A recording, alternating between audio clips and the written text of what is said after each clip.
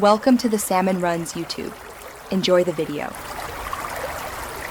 You begin at the ATM with your EastWest card inserted. Enter your current PIN when prompted. This proves you own the card. Once done, select the menu option for PIN services or change PIN. Some machines label it card services. Make sure to stand clear of others and shield the keypad as you type. If the ATM asks for additional verification, follow on-screen prompts.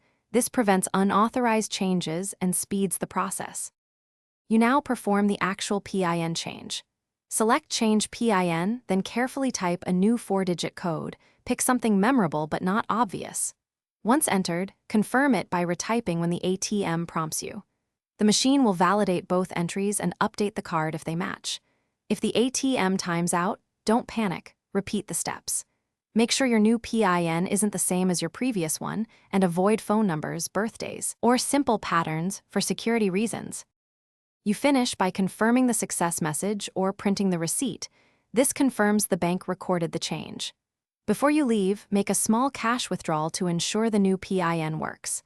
If the ATM rejects the new PIN or shows an error, don't retry repeatedly. Lockouts can occur.